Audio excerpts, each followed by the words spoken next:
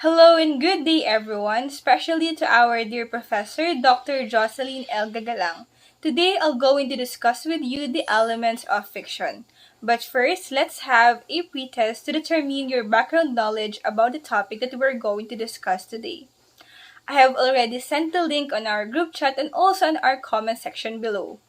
I'll give you 5 minutes to accomplish a test. Okay, very good. It seems like everyone is already finished.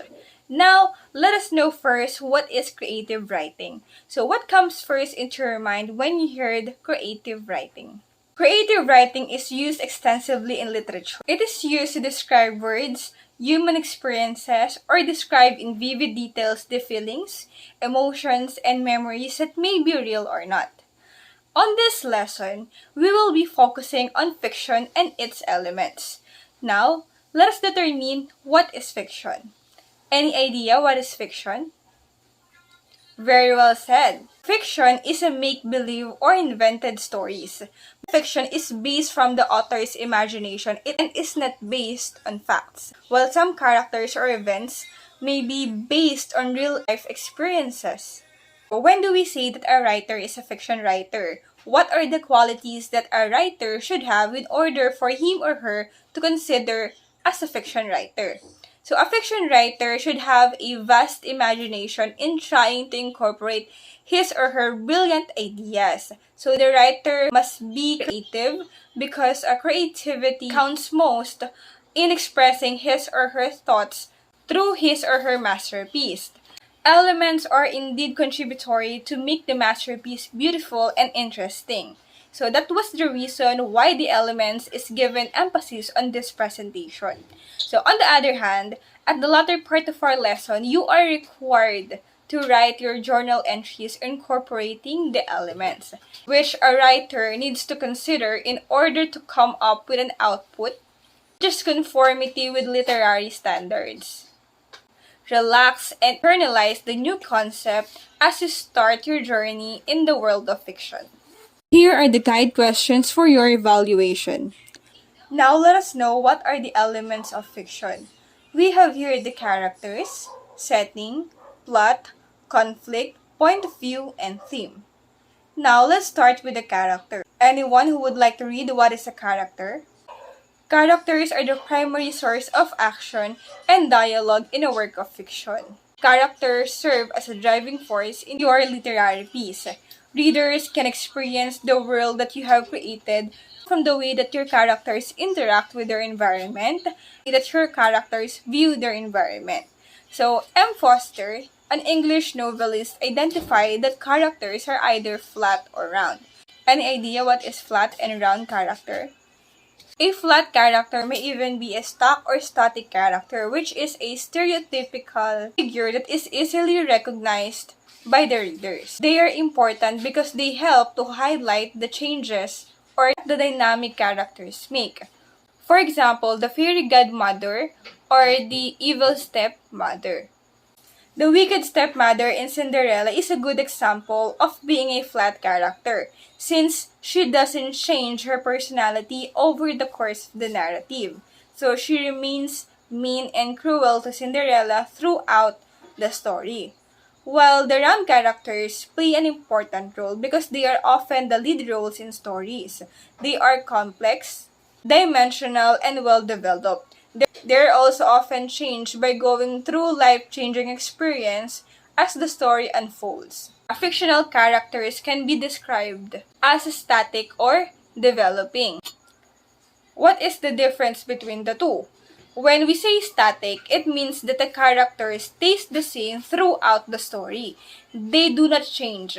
While developing is also called dynamic, means that the character changes. So, how these characters are revealed or detailed to the readers or audience is called characterization. So in order to characterize the people in the story, we have here the three. The first one is the protagonist, the second one is antagonist, and the third one is the anti-hero. So the main or major character is also known as the protagonist because the conflicts revolves around him or her, while the source of this conflict is the antagonist. And when we say the special type of character, it is the anti-hero. who initiates conflict in the story but also happens to be main character. Let's take a look at this example. Let's start with the one is Jane Austen's most famous leading man, Mr. Darcy, in her novel Pride and Prejudice. Mr. Darcy's role in this novel, we can see a development of his character. Character development is the process of creating persona and changing and adapting it in correlation to the events of the story. Now, what is the development that we have seen in Mr. Darcy's character? Anyone? Very good.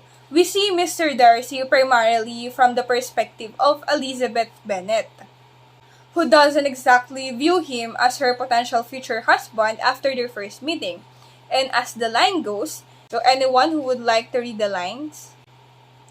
Okay, thank you. So as opposed from Elizabeth's first impression, Mr. Darcy also defends his character, showing Elizabeth that she is not the man that Elizabeth once believed him to be. We see a true change in Darcy during his second proposal. He listened to what Elizabeth said the first time and learned from his mistakes. So now I have a question for you. Do we appreciate the story without knowing much about the characters? Anyone?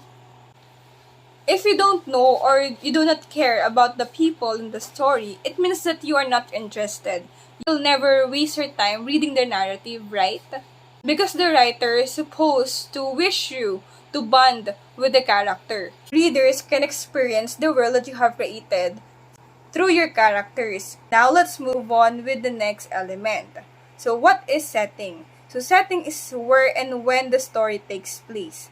Setting can be functioned as a main force that the character encounters, such as tornado or flood. Immediate surroundings of the character, such as props in a scene, trees, inside of a house or car, etc. Then next we have the time of day, such as morning, afternoon, and night. The weather, such as cloudy, windy, snow, or rainy. The time of year, particularly the seasons, fall, winter, summer, or spring. The historical period, such as what century or decade the story takes place. The geographical location, including the city, state, country, and possibly even the universe, if the writer is writing a science fiction. Take a look at this example. So, for example, number 1, a simple example to understand setting is the Disney movie Cinderella. So, the setting starts out as the time when Cinderella is a young girl long ago in the past. Then the place, Cinderella's home in a kingdom far away. Then, after her father dies, the time aspect of setting changes, skipping roughly 10 years into the future. So, understanding this change in time helps us in keeping up with the story. Cinderella viewed as a young woman, then long ago in the past. Then the place, Cinderella's home in a kingdom, in her bedroom and in the kitchen. Now, let's analyze another example. For example, number 2, anyone who would like to read and tell how setting is written in the story? On this example, the time here is the evening, the senior year of high school, also modern times as they have already the TV or television. For number 2 guide question, is the setting essential to the story? Why or why not? Does the setting influence the plot or the characters in any way? Anyone who would like to answer? Okay, very good. So, without a place, there is no story. Setting helps with plot. The setting influences the plot, which includes the story's events. Certain actions are more likely to take place in specific environments. Now, let's proceed with plot. So, plot is the order of events in the story. The plot usually follows a particular structure called Freytag's pyramid. As I have said earlier, plot is the arrangement of events in the story. Gustav Freytag is a German playwright who lived during 1800s. He identified the Freytag's pyramid. This is the illustration of Freytag's pyramid, or also known as the plot structure. Freytag's pyramid has 5 parts: the exposition, rising action, climax, falling action, and denouement. The resolution. Exposition introduces characters, setting, and conflict. It is the point where exposition moves into rising action, sometimes called an inciting incident. It occurs for the main character to handle or solve. It creates the beginning of the story. While the rising action includes the events of the main character encounters. Its climax is the turning point in the story. Usually, it is a single event with the greatest intensity and uncertainty. The main character must struggle with the problem at this point. So next we have the falling action. It includes the event that unfolds after the climax. Then last we have the denouement or resolution. It provides the closure to the story. Denouement is the point in the story in which the conflict is resolved. Now let's have this example. This movie is titled Charlie and the Chocolate Factory. It is a children's book written by Roald Dahl that was first published in 1964. It tells the story of a destitute or a poor young boy who wins a golden ticket to tour the mysterious and magical chocolate factory of Willy Wonka. So now, let's have an activity to know if you're already familiar with the plot structure and can identify which part of the story fall onto each structure. Let's try this sample analysis using the features of Squid Game. All you have to do is to read and analyze each event and determine which comes first, next, and last, based on Freytag's pyramid. And after this, you have to share your insights about each statements. The choices are already given based on its color. The choices are exposition, rising action, climax, falling action, and the denouement or the resolution.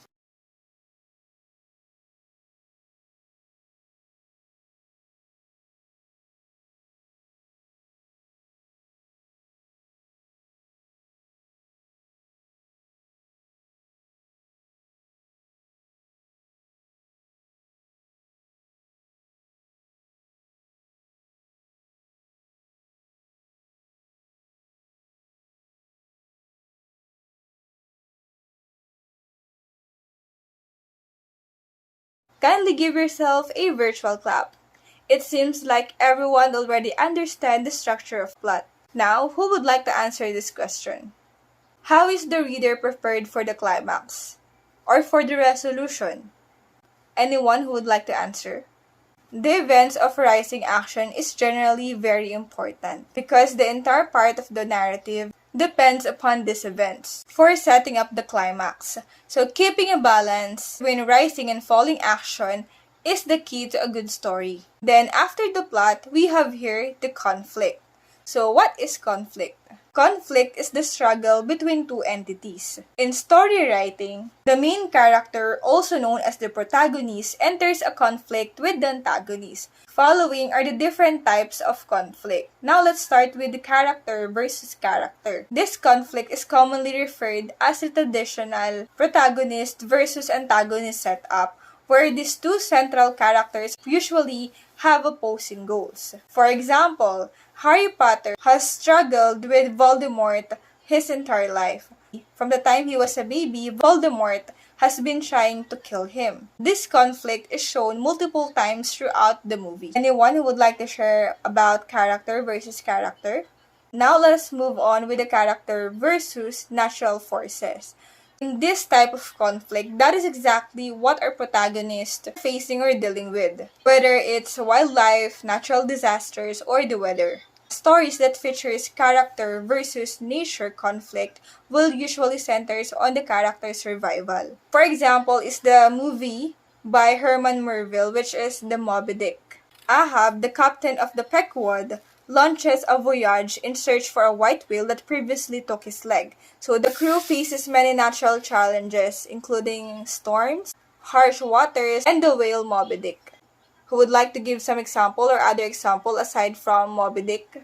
Next is character versus society or culture.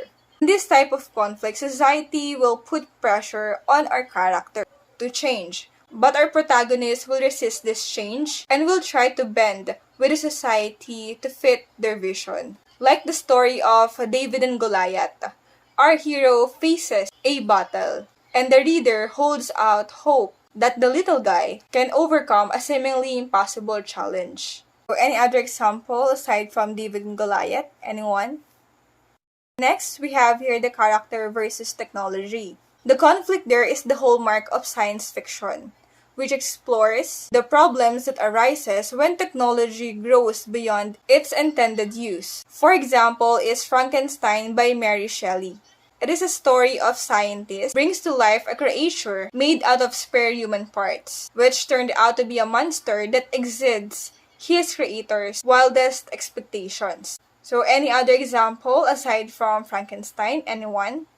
Next is a character versus supernatural conflicts. So it occurs when a character faces resistance from a supernatural force. Here, the central character is challenged by forces that are not of this world. For example, is Ghostbusters, a supernatural comedy that is directed by Ivan Reitman. It follows the story of the three actors as scientists and parapsychologists who set up a ghost-catching business in New York City. Any other example aside from Ghostbusters? Anyone? Now let's move with the character versus self conflict. It's a type of conflict that takes place inside the character's mind. It usually involves the main character's inner struggle with self-doubts, a moral dilemma, or their own nature. So for example, the movie Split by M. Shanail is a psychological thriller film whose Kevin, the main character, plays 24 different characters. Kevin's multiple personality came about as a reaction to child abuse, wherein those personalities were protecting him from his mother. Anyone who would like to answer this question? Why do conflict in the story matter and what purposes do they serve? Conflict provides crucial tension in any story, and it is used to drive the narrative forward. It is often used to reveal a deeper meaning in a narrative while highlighting characters, motivations, values, and weaknesses. Now let's move on with the point of view. So what is point of view? Point of view is the position from which a story is told. So point of view is crucial because it determines what events you will present in your novel or other work of fiction. So when you select a point of view, you have to consider what events you want to reveal and which ones you want the reader to infer.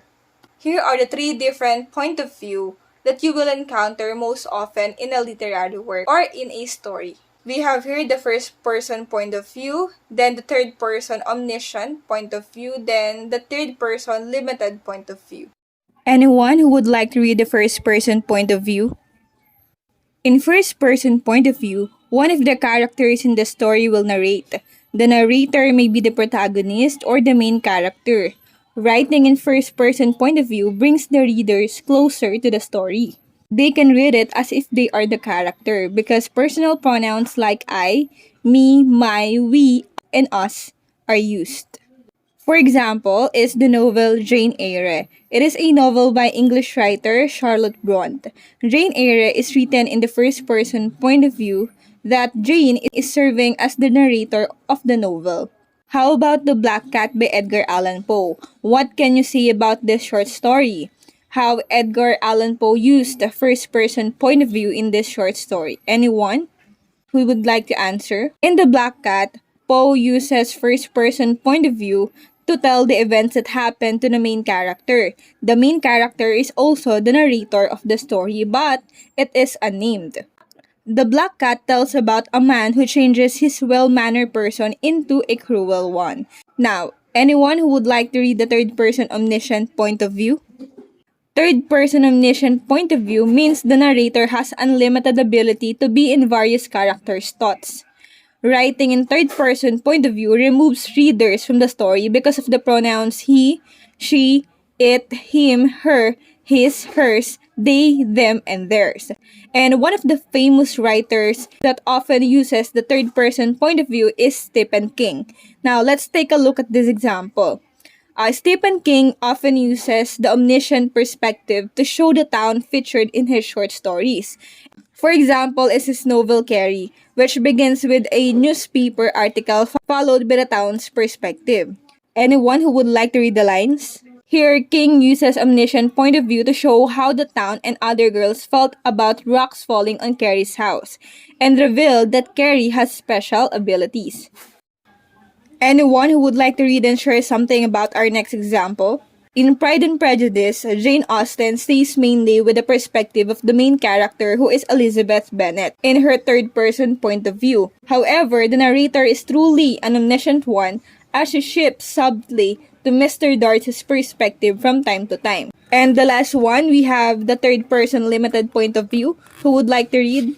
Here in third-person limited point of view, the narrator tells the story through the eyes of only one character, using the pronouns he, she, and they. And it means that the narrator limits him or herself by being able to be in one character's thoughts. For example, J.K. Rowling's Harry Potter books is one of the best examples for limited third-person narrator.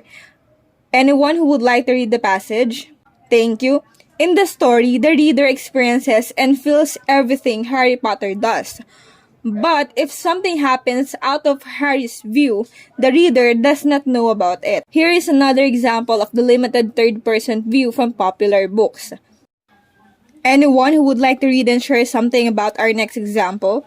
Another example is William Faulkner's short story Barn Burning. It is told in third-person limited point of view. Here, the unnamed narrator has unlimited knowledge of the thoughts, feelings, and emotions of just one character, who is Colonel Sartori Snopes. The reader here is never aware of the inner monologues or plans of the other characters. So, we can consider that the narrator's perspective here in the story is limited. Now, anyone who would like to answer the question?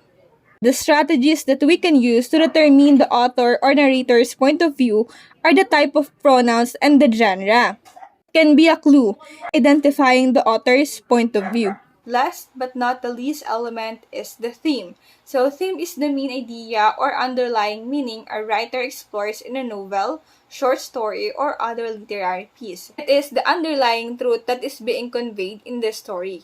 Themes can be universal, meaning they are understood by the readers no matter what culture or country the readers are in. Example of theme is the story about good or evil that may be fit to two characters, Harry Potter and Voldemort. Anyone who would like to read and answer this question? Very good. Now, by employing literary tools, the author embeds the theme or meaning into separate elements that make up the totality of the literary piece. So, some of the more common tools that the authors use, number one is the character development, setting, mood, plot, point of view, figurative language, allegory, symbolism, and irony. Then, the themes are developed by authors through the following ways: character-to-character qualities, character actions, and how characters respond to situations may all relate to theme. Then we have here the character development. The ways characters change and the lessons they learned indicate themes for the reader. Are there any more questions po or reaction? Who would like to give any additional information or share something about a topic that we have discussed? Let us continue today's lesson through this enrichment activity in order for you to master the basic concepts you have learned and enhance your writing skills. Organize your thoughts as you weave your brilliant ideas in the printed page while exploring key elements of fiction. This activity is titled Modify the Acrostic. Here's the directions. Using character as an element of fiction, write a descriptive paragraph about someone you admire. Describe him or her through sentences that begin in the following letters that spell his or her name. You only have 15 minutes to accomplish the task. We will do this activity in Padlet.com. Please be guided with these following criteria or rubrics below.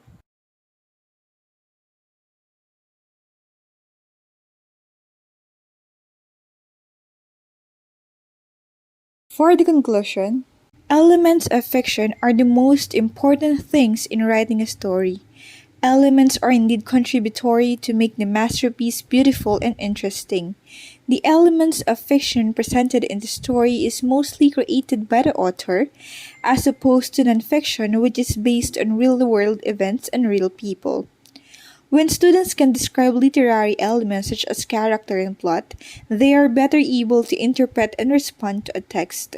Focusing on and discussing key details of literary elements supports the understanding of the author's message and purpose. Every element represents different explanation and interpretation of what is the meaning that author want to deliver to the reader. Here's the references. Before I end this presentation, kindly answer the post test.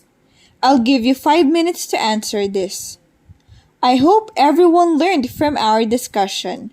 Thank you and God bless.